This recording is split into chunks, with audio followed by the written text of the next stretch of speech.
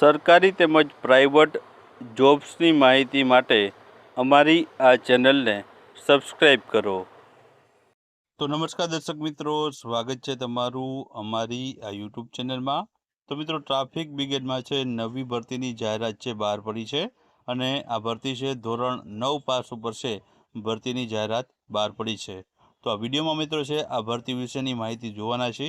આ ભરતી છે કયા જિલ્લામાં આવેલી છે, કેટલી જગ્યા ઉપર આવેલી છે અને ક્યાં સુધી છે તમે આમાં અરજી કરી શકો તે તમામ માહિતી આપણે જોવાના છે।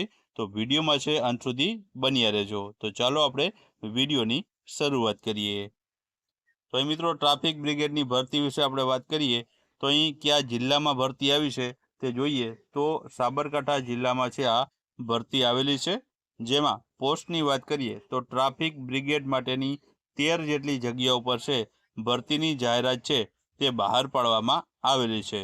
લાયકાત આપણે અગાઉ કહ્યું તે મુજબ ધોરણ 9 પાસ જે પણ ઉમેદવાર હશે તે છે આ ટ્રાફિક બ્રિગેડમાં નોકરી મેળવી શકે છે અને વય મર્યાદા છે આમાં ઓછામાં ઓછી 18 અને મહત્તમ 40 વર્ષ સુધીની વય મર્યાદા ધરાવતા ઉમેદવારો છે આમાં એપ્લાય કરી શકે છે। ત્યારબાદ આગળ આપણે વાત કરીએ તો આગળ આ ભરતીમાં શારીરિક માપ શું રાખવામાં આવેલું છે તો ઊંચાઈ છે 5.5 ઇંચ અને વજન છે 50 કિલોગ્રામ ઓછામાં ઓછો હોય તે ઉમેદવારો છે આમાં એપ્લાય કરી શકે છે। છેલ્લી તારીખ આપેલી છે 12/12/2025। તે ઓફલાઈન મોડમાં છે તમારે જે છે 12/12/2025 સુધીમાં અરજી કરવાની રહેશે। ત્યારબાદ આગળ વાત કરીએ તો આગળ મિત્રો છે કે ટ્રાફિક શાખા હિંમતનગરમાં મિત્રો છે ડીવી અને બીડીવી તથા હિંમતનગર ગ્રામ્ય પોલીસ સ્ટેશન વિસ્તારનું રહેઠાણ ધરાવતા તેમજ પ્રાંતિજ, તાલોદ અને વડાલી પોલીસ સ્ટેશનની ખાલી જગ્યાઓ માટે છે પોલીસ સ્ટેશન વિસ્તારનું રહેઠાણ ધરાવતા ઉમેદવાર છે આમાં અરજી કરી શકે છે।